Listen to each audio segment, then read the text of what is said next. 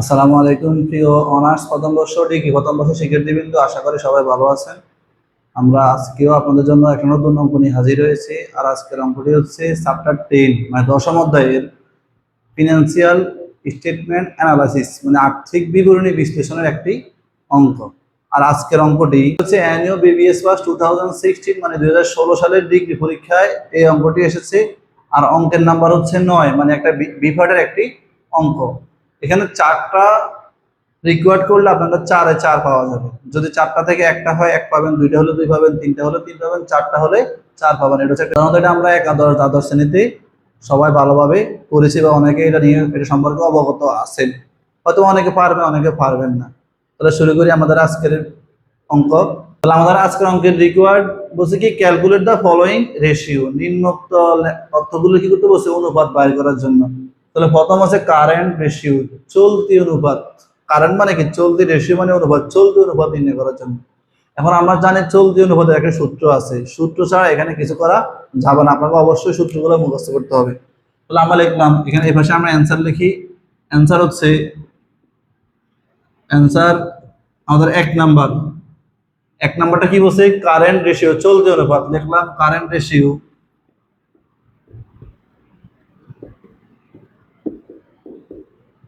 Current ratio সমান সমান আমাদের সূত্র হচ্ছে কারেন্ট অ্যাসেট,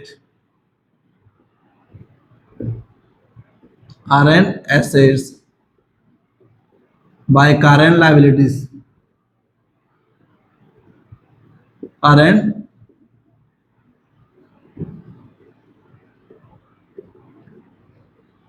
কারেন্ট লাইবিলিটিস মানে চলতি সম্পদ বাই চলতি দায়। এখন দেখতে হবে এখানে একটা হেডলাইন দেওয়া আছে, এই হেডলাইনের মধ্যে কোনগুলো চলতি সম্পদ কোনগুলো চলতি দায়, এগুলো আমাকে মেইন কাজ করতে হবে।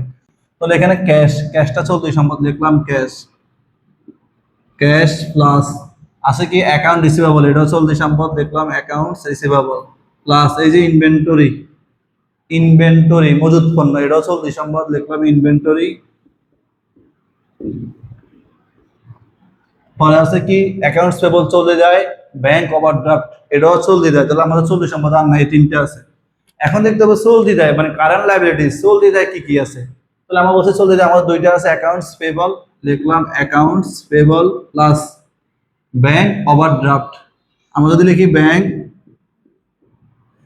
ব্যাংক ওডি, কি লিখি ও ডি, ব্যাংক ওভারড্রাফট। এরপর হচ্ছে আমাদের কি করতে হবে, সমান সমান টাকাগুলো আমরা লিখি, কোনটার কোন কত টাকা আছে। প্রথমটা হচ্ছে 10 লাখ, লিখলাম 10 লক্ষ টাকা,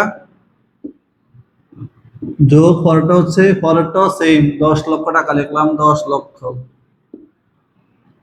যোগ পরেরটা হচ্ছে 15 লক্ষ টাকা, লিখলাম 15 লক্ষ।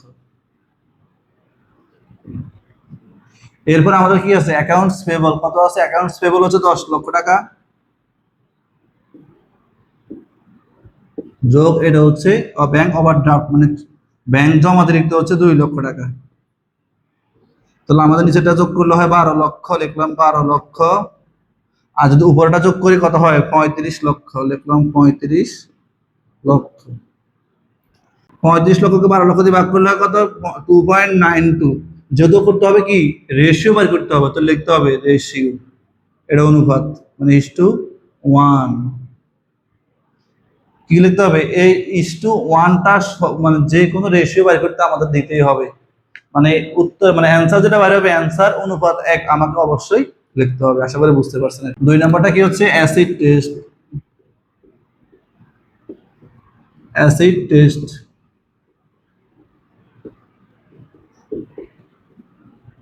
রেশিও সমান সমান। এই অ্যাসিড টেস্ট মানে কি, অ্যাসিড টেস্ট হচ্ছে তড়িৎ, তড়িৎ অথবা তরল বা দ্রুত, কি তড়িৎ তরল বা দ্রুত অনুপাত নির্ণয় করার জন্য বলছে। এখন আমাদের অ্যাসিড টেস্টের সূত্র হচ্ছে, এখানে অ্যাসিড কুইক হয়, অ্যাসিড টেস্ট, লিকুইড অ্যাসিড, এগুলো সবগুলো এক। মানে আমাদের অ্যাসিড, লিকুইড, কুইক এগুলো সবগুলো এক কথা। এখন আমরা যদি লিখি কি, যে কুইক অ্যাসিড মানে কি তরল সম্পদ, লিকুইড অ্যাসিড তরল সম্পদ হবে, সমস্যা নেই। আমরা যদি লিখি quick acid, quick acids by হবে কি কারেন্ট লাইবিলিটিস, কারেন্ট, কারেন্ট কি লাইবিলিটিস, কারেন্ট লাইবিলিটিস মানে কি তরল সম্পদ বা তড়িৎ সম্পদ বাই চলতি দায়। তড়িৎ সম্পদ বাই কি চলতি দায়। তাহলে আমাদের এখানে কি করতে হবে দেখেন, এই কুইক অ্যাসেটটা বাইর করতে হবে। কুইক অ্যাসেট একটা সূত্র আছে, তাহলে আমরা প্রথমে একটু রাব করতে হবে এখানে, যেহেতু আমাদের এখানে আলাদা কাজ আছে আমাকে প্রথমে একটু রাব করতে হবে। রাবটা আমি এক পাশে করি। কুইক অ্যাসেট, যেহেতু এটা স্পষ্ট না, আমি পাশে লিখি কুইক অ্যাসেট। কুইক অ্যাসেট সমান সমান, কুইক অ্যাসেট সমান সমান, যদি আমরা কারেন্ট অ্যাসেট বাড়ি করছি তাহলে সহজে লিখে দিই কুইক অ্যাসেট সমান সমান current asset. Current asset minus কি হবে, সাধারণত আমাদের current asset minus prepaid expense, কি হবে প্রিপেড এক্সপেন্স অ্যান্ড ইনভেন্টরি, এগুলো বিয়োগ করতে হবে। মানে অগ্রিম খরচ ও সমাপরিমাণ উৎপন্ন কি করতে হবে, টোটাল চলতি সম্পদ থেকে অগ্রিম খরচ আর কি সমাপরিমাণ উৎপন্ন বিয়োগ করলে আমাদের কি বাইরে হবে, কুইক অ্যাসেট বা তরল সম্পদ বাইরে হবে। তাহলে আমাদের এখানে কারেন্ট অ্যাসেট টোটাল আমরা বাইর করছি 1 নম্বর রেকর্ডে। তাহলে এখানে আমাদের কোনো প্রিপেড এক্সপেন্স মানে অগ্রিম খরচ নাই, আছে কি ইনভেন্টরি আছে, তাহলে এখানে মাইনাস ইনভেন্টরি। ইনভেন্টরি, তাহলে আমরা প্রথমটা বের করছি কত লাখ হয়, 35 লাখ। কত লাখ, তিনটা মিলে যোগ করলে হয় 35 লাখ। প্রথম 1 নম্বর রেকর্ডে করছি 35 লক্ষ বিয়োগ ইনভেন্টরি কত আছে, ইনভেন্টরি হচ্ছে 15 লক্ষ, বিয়োগ করলাম 15 লক্ষ, বিয়োগ করলে কত হয় 20 লাখ। তাহলে আমরা প্রথমে কি পেয়েছি, কুইক অ্যাসেট পাইছি কত 20 লক্ষ, লিখলাম 20 লক্ষ। এরপর আমাদের বলছে কারেন্ট লাইবিলিটিস, কি বলছি কারেন্ট লাইবিলিটিস, তাহলে আমরা বাইর করছি কত লাখ 12 লাখ। তাহলে আমরা যদি 20 লক্ষকে 12 লক্ষ দিয়ে ভাগ করি যেটা হবে সেটা আমাদের অ্যান্সার। তাহলে মনে রাখবেন কুইক রেশিও, লিকুইড রেশিও অথবা কি অ্যাসিড টেস্ট রেশিও, এই সকল রেশিওর ক্ষেত্রে মানে এই রেশিওটা মানে কি তরল অনুপাত, বাংলাতে বলা হয় তরল অনুপাত।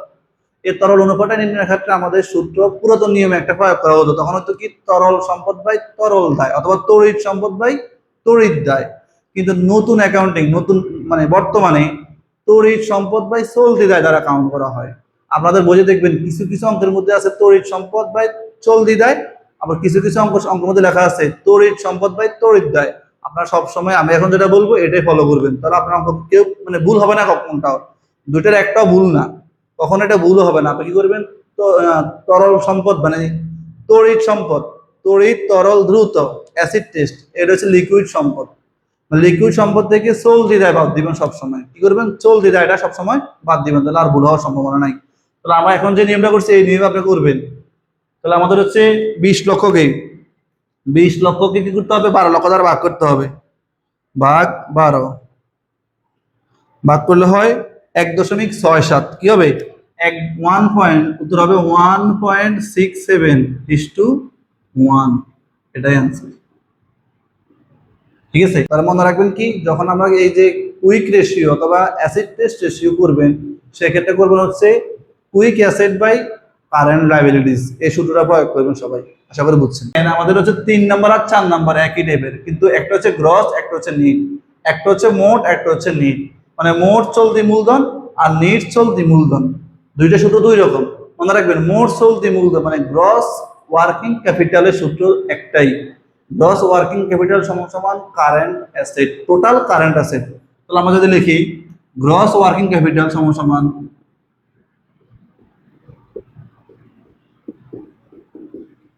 Working capital,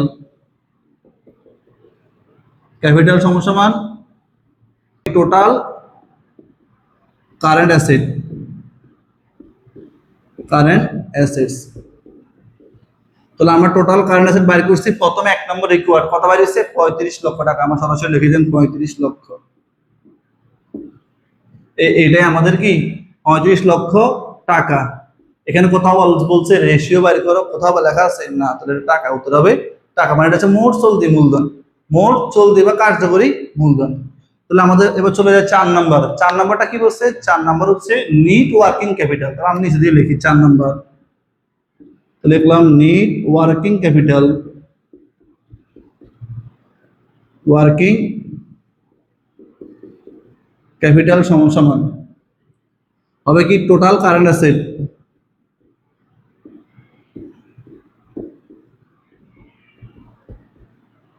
minus total current liabilities.